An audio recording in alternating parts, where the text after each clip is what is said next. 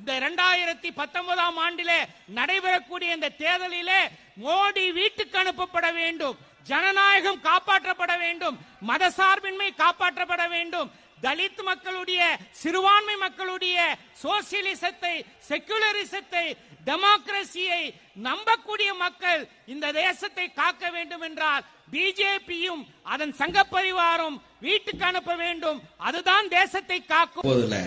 நம்முடைய காலத்திலும் நாம் தெளிவான முறையில் திருக்குரானையும் ஹதீஸையும் அது தரக்கூடிய வழிகாட்டுதலுடைய அடிப்படையில் இங்கே கூடியிருக்கக்கூடிய நாம், இந்த மாநாட்டுக்கு வராத மக்கள் அனைவரும் ஒன்று சேர்ந்து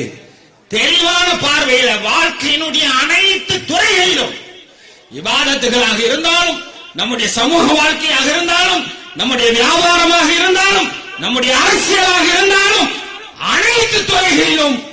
திருக்குரானையும் ஹதீஸையும் நாம் பின்பற்றி மற்றவர்களையும் பின்பற்ற வைத்து ஒரு சமூக